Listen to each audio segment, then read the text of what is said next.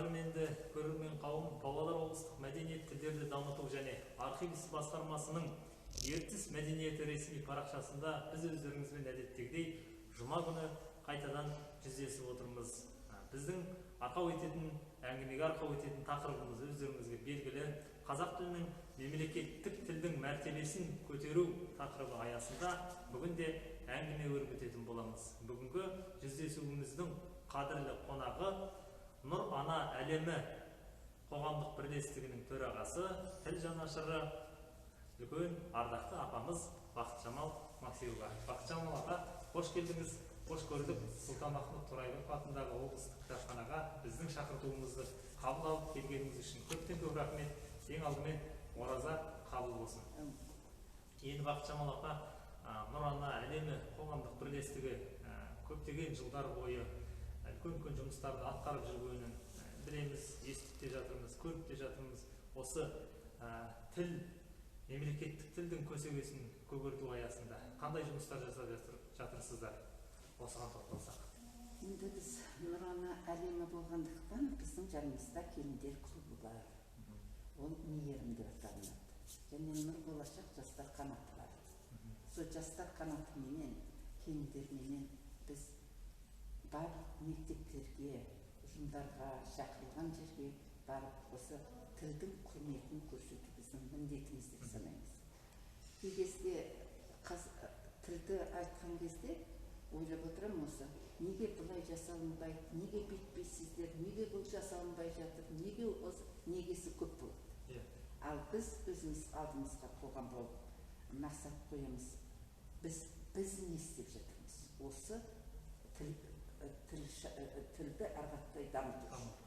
Сондықтан қызығушылық дамыту керек бізге тілге. Тілді үйрену, ол әлгі сен оқы деп оқытпау керек, оны қызығушылығын арттыру керек. Сондықтан бізде ассамблеяның жобасы бар. Өзі ол жоба 1000 бала.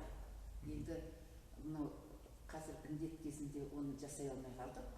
Бірақ та біз енді әрқашан жасаймыз дейміз. Осыған дейінгі балаларымыздың саны бізде бар.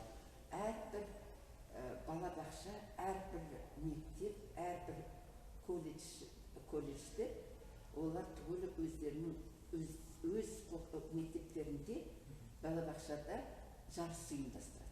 Сол жарысқа біз барамыз. Сонда мереке ретінде көрсетеді мектепте. Біз сонан біліп келеміз. Қай мектепте бұл тілге деген жанашырлық бар. Кіріп келе салысымен мектепке, соны түсінесің. Ол мектептің жанашырлығы қандай, қызығушылығы қандай. Кейбір мектептер ұйықтап жатқан мектептер де бар. Маған оқу басқармалар айтасыз.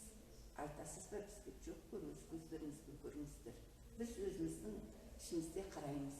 Сонан кейін сол мектепте айтып кетеміз.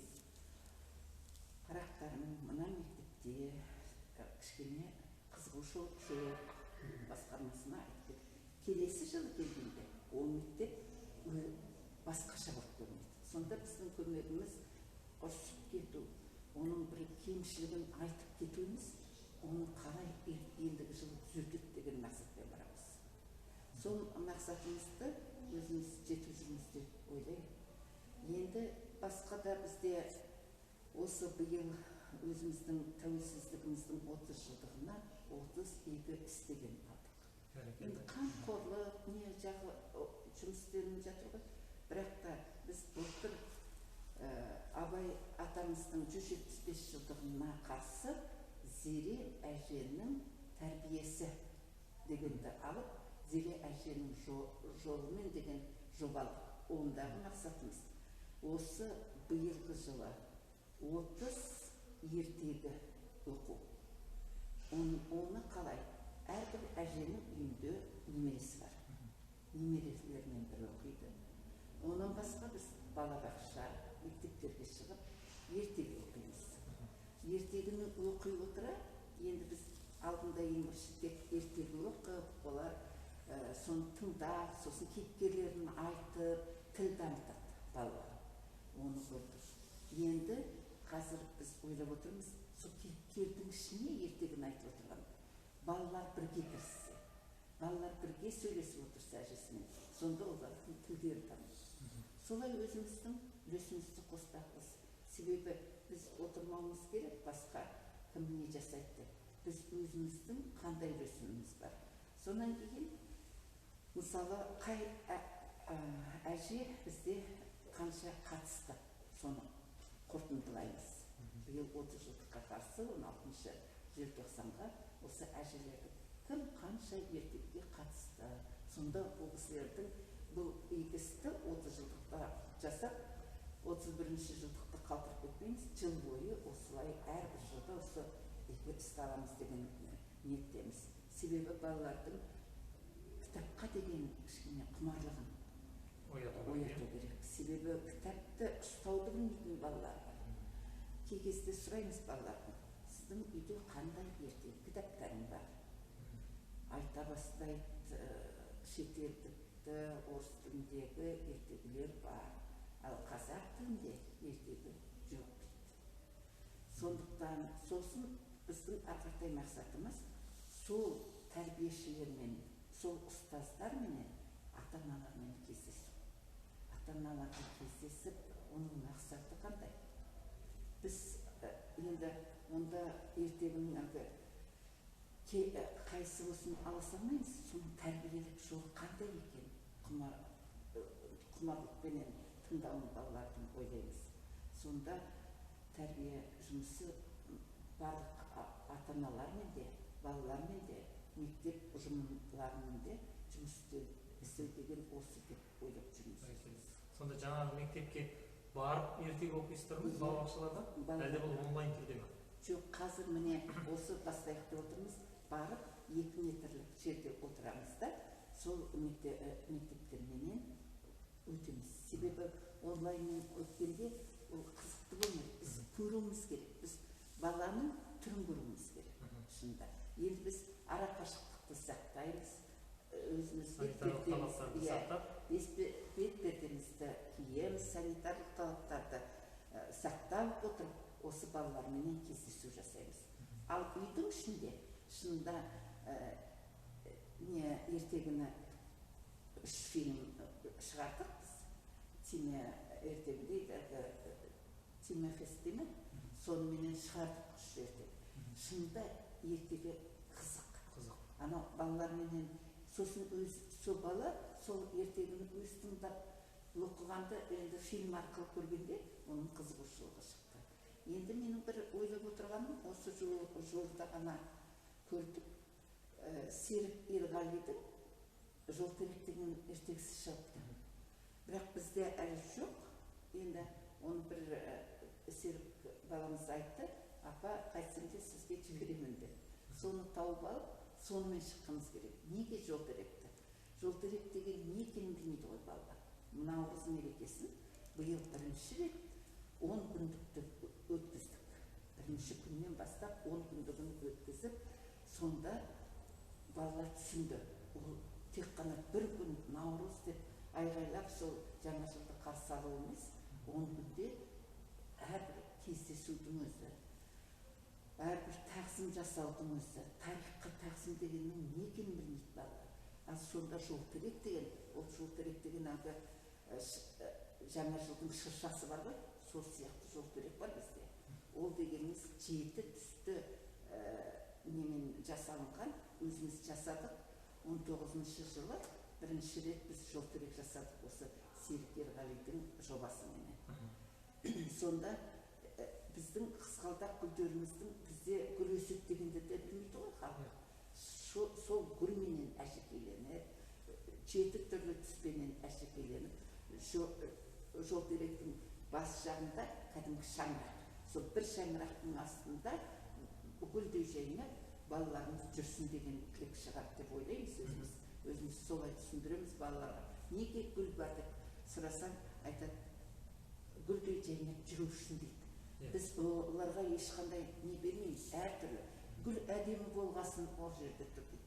Біреу айтады, біздің жақта мен бір жерге бардым, сол жерде осындай гүлдерді көрдім дейді. Көрдіңіздер? Сонда ол балалардың қызығушылығын. Енді мен өзім қолым әлі Жолтеректі теріп түскен жоқ, бірақ ертегі жол керек деп аталынғандықтан мен ойлаймын, енді біздің балалар, біз мынау оқушылар сарайының балаларымен кездесеміз, солардың журналистер тобы бар, Әсел деген оның меңгерушісі бар, жақсы. Сол балалармен кездескенде, енді ол балалардың қызығушылығы, енді біздің ойлап отырмыз, сол балаларды алып отырып біз шықсақ шіркін. Себебі ол балалар өзі кәдімгідей журналистке ұқсас, дайын тұрған журналист сияқты. Кішкентай ғана 12-13 жастағы балалар, бірақ та журналистке дайын. Сондықтан оқушылар сарайының бұл еңбектерін біз қарап жүріп, ойлаймыз, осындай жұмыстар жасалына берсе, әрбір оқу орнында біздің тіліміз дамитындығына сенеміз. Бәрекелді. Жұмыстарыңыз жемісті болсын. Қандай жақсы тамаша жобалар жасап жатырсыздар. Шынымен де мынау мемлекеттік тілдің көсегесін көгертуді негізі балабақшадан бастау керек деп жалпы көп айтамыз, бірақ тек сөз жүзінде қалып қояды.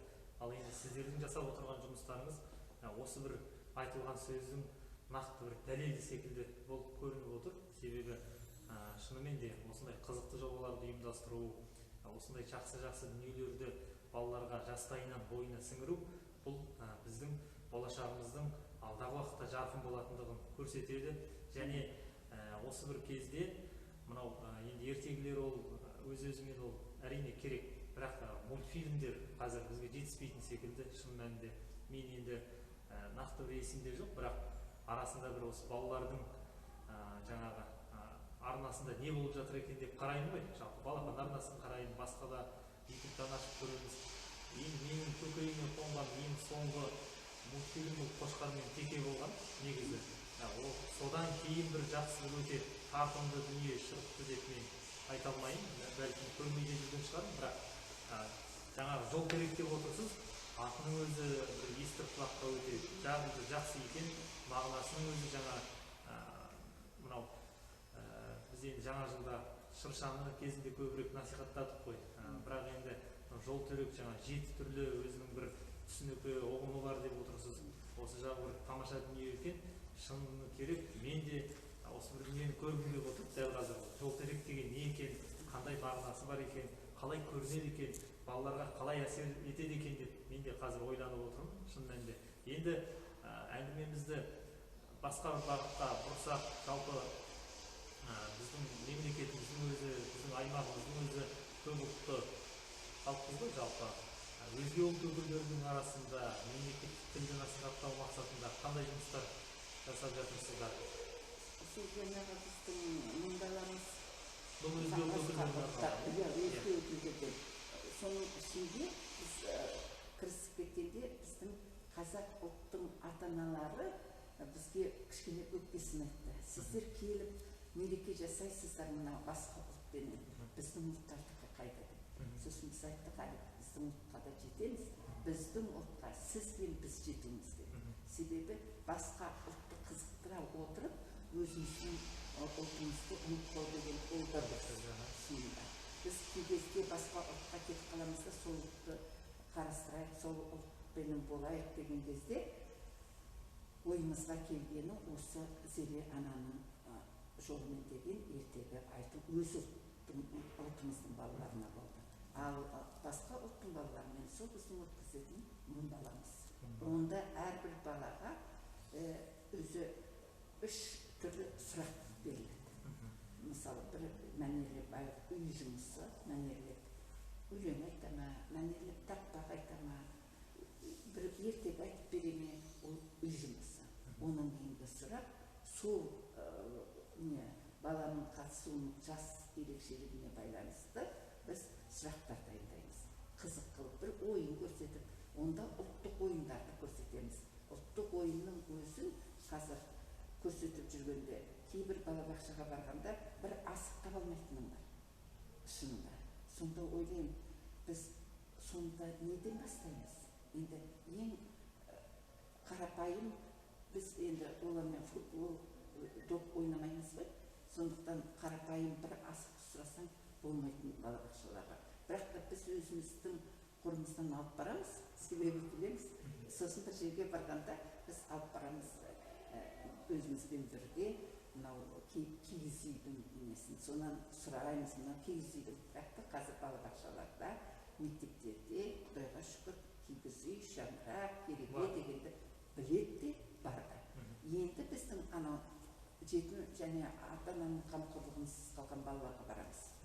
Сонда біздің көрсететініміз оларға осыны қалай қол өнерін, қазақтың қол өнерін де көрсету. Мынау іс қимылменен жасаған нәрсе ол ойында қалады. Мысалы 1000 рет айт кереге деп. Оның керегені бүгін біз кеткенше біледі, ертеңді ұмытқан. Ал ол сол керегені қалай қою керек, шаңырақты қалай жасап, мынау киіз үйді қалай тігеді. Ал бір не болғанымыз сол мынау жас ұрпақ несі үйі бар. Сонда кейбір бала өзінің несін ашып, инстаграмын ашып, кейбір киіз үйлерді сатып, мысалы мынау біз бетперде киеміз ғой, сонда бетпердеге кішкене ою салып, оны жапсыру, соның түрін ақырын үйретіп жүрміз. Оның әрбір сосын оюды қазіргі кезде ұнамсыз жағдайлар да бар. Ол ер азаматқа қойылатын ою болу керек. Қыз балаға не керек, соның түгелін айтып жүреміз. Мысалы, өзі сәукеленің өзін білмейтін. Бір алдыңғы жылы біз сол жас ұрпақ үйінен бір қыз келді бізге. Сосын келіп орыстың қызы айтты, Бақытжамал Шаханна, мен қазақша тұрмысқа шыққым келеді. Жақсы отыра ғой, қазақша шыққанда қалайсың? Енді жолдасым қазақ па шығатын? Сөйтсем жолдасы қазақ екен. Сол қазақ жігітіне тұрмысқа шығарудың алдында біз ол баламен жұмыс жасадық. Қазақтың үйіне барғанда неден бастайсың? Ол қазір оңай, сен қазір кездесіп жүрген кезде барлық жақсы сияқты. Ал сен, сенің ұлтыңда ондай жоқ тәрбие. Ал сенің келе салысымен сонан шу шығарып кетуі мүмкін ғой. Сондықтан айтқым отыр. Біз ең бірінші әңгімелесейік, қазақтың келіні болу оңай емес. Сосын сонан кейін ол баламыз қазақша шығарып салып, кәдімгі сәукелесін кигізіп, жетімдер үйінен шыққан баланың. Енді біз әрқардай сәукелесін кигізіп, оның сосын тақиясын беріп, ана кішкентай басқа жетім балаларға беріп кетіп, солай шығарып, оның ата-аналары келгенде кәдімгідей қоржынына келіп, қалтақтарға салып, солай шығарып, сосын біз спонсор тауып, ол балалардың енді тұрмысқа шығып бара жатқан балаға өзінің дүниесін беру керек қой, оны да ойластырдық. Енді Екібастұзға шығарып салғаннан кейін, ол жақта біздің баламыз аяғы ауыр болып, немереміз туды. Сосын Екібастұзға айтқанбыз, біз бұл баланың соңынан қараймыз. Осы баланың несін сіздер әрқытай аласыздар деп. Екібастұз достық үйіне де рахмет, өздерінің қамқорлығын алып, бірінші тұсаукесерін Екібастұз ауданы мен Павлодардағы Нұрана әлемі бірігіп тұсауын кестік әлгі баланы. Тұсауын кесіп, енді тілашарына дайындалып жүрміз. Сондықтан бір нәрсені алғанда, мониторинг жасайды ғой, сол сияқты көбірек аяғына дейін аяқтау керек. Бәрекелді. Қандай үлгілі жұмыстарды атқарып жатырсыздар, істеріңіз берекелі болсын.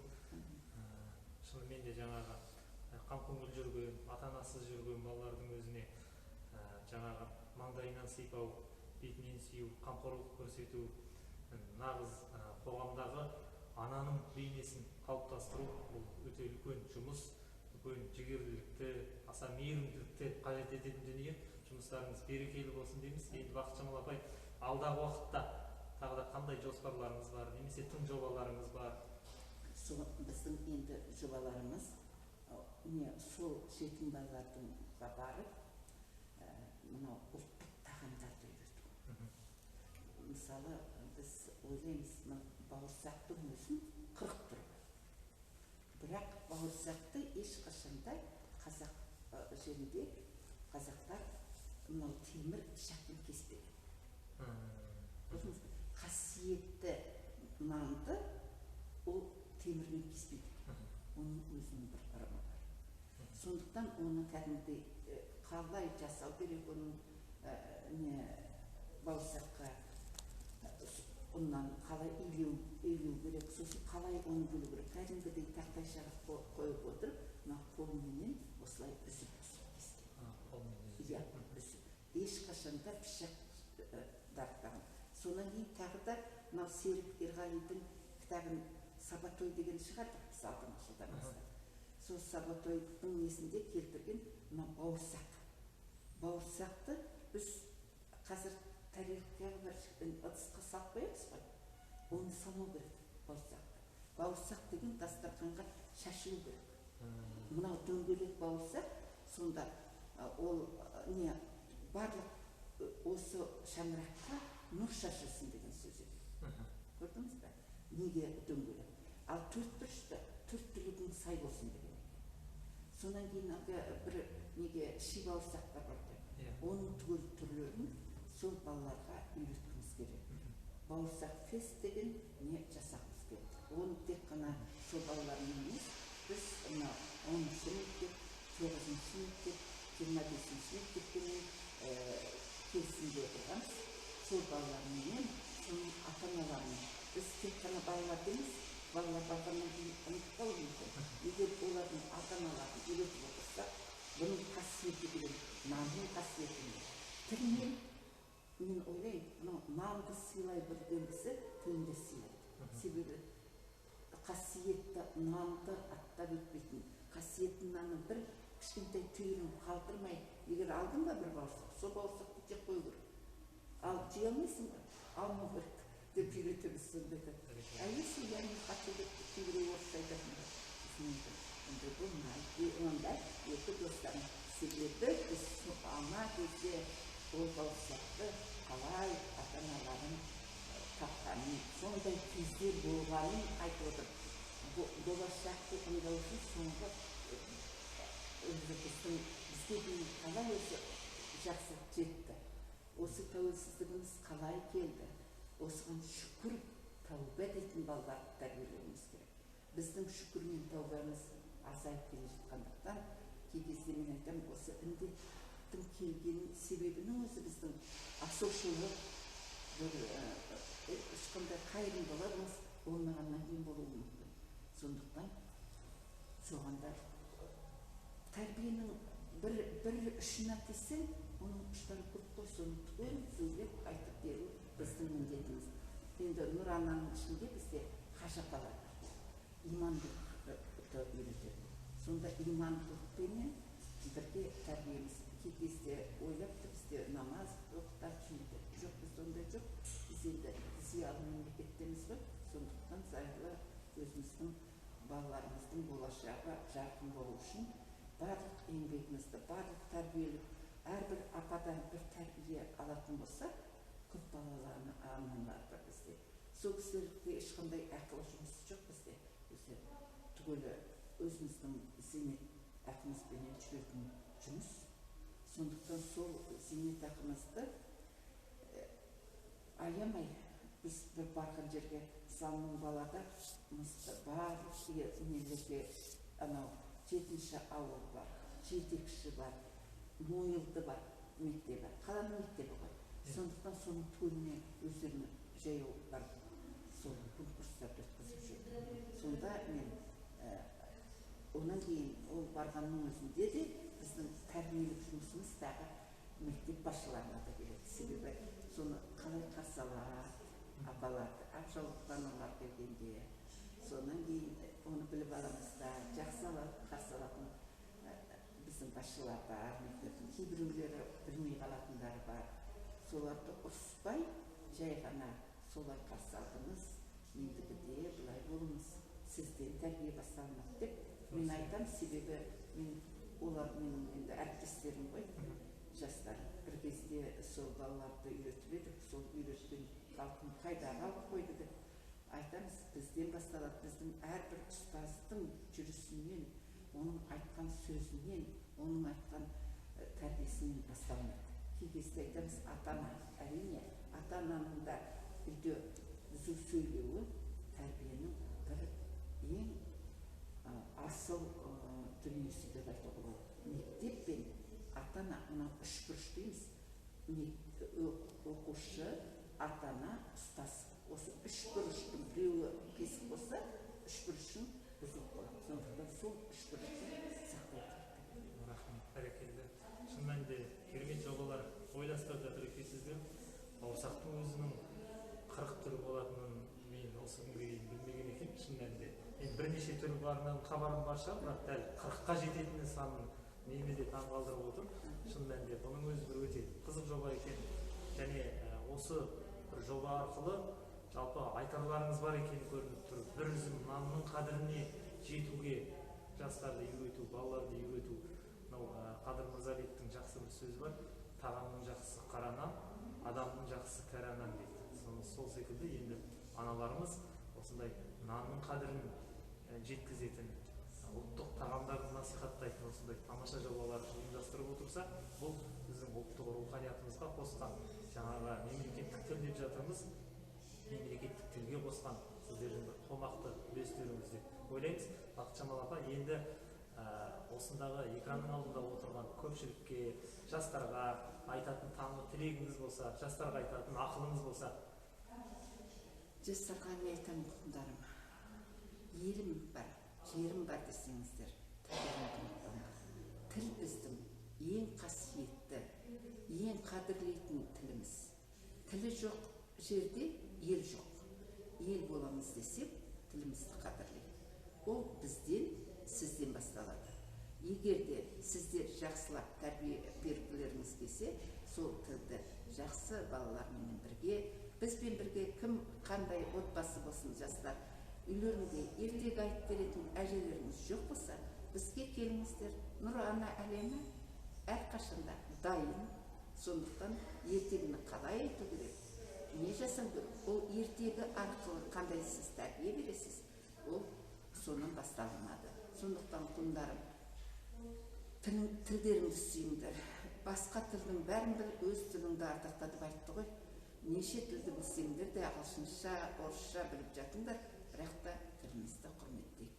Бұл біздің ең қасиетті, ең жоғалтып алмайтын, ең үлпілдеп тұрған бір әркім жоғалтсаңыздар тіліміздің, ол біздің еліміздің жоғалтқаны деп ойлаңдар. Сондықтан тілді қадірлейік. Бәрекелді. Әрбір адам қанша тіл білсе де, бәрібір өзінің ана тілі барлығынан мәртебесі биік тұру керек, шоқтығы биік тұру керек деп ойлаймыз. Шын мәнінде жаңа өзіңіз айтып жатырсыз, ертегілерге ерекше тоқталған екенсіздер. Бұл ертегілер баланың ой өрісін, қиял қанатын жетілдіретін біздің бірден бір әдеби жанрымыз болса, жаңылтпаштарымыз баланың тілінің ертерек шығуына, таза сөйлеуіне, ойын жақсы жеткізуіне ықпал ететін болса, мақал мәтелдер баланың ой өрісін кеңейтетін болса, енді батырлық жырлар бұл баланың елін сүю, халқын сүю, отанға деген сүйіспеншілікті жастайынан баланың санасына құю үшін оқытылатын осындай бір керемет дүниелер екен. Сондықтан салт дәстүрімізді саралайық, тілімізді ардақтайық, мемлекеттік тіліміз басқа тілдерден шоқтығы биік тұрсын, алдыңғы қатарларда тұрсын. Құрметті Бақытжамал апа, бүгін алтын уақытыңызды бөліп, біздің жүздесуімізге арнайы қатысқаныңыз үшін көптен көп рахмет. Жұмысыңыз жемісті болсын. Қадірлі көрермен, біз сіздерменен әдеттегідей жұма күні таңмен бірге таласып, сіздерменен мемлекеттік тілдің мәртебесін көтеру тақырыбында жақсы бір келелі сұхбат өрбіттік. Бүгінгі біздің құрметті қонағымыз болған ардақты анамыз, тіл жанашыры, ұлтымыздың қамқоршысы, үлкен анамыздың бірегейі, Нұр Ана әлемі қоғамдық бірлестігінің төрағасы Бақытжамал Максимова апамыз болды. Келесі жүздескенше аман сау болыңыздар.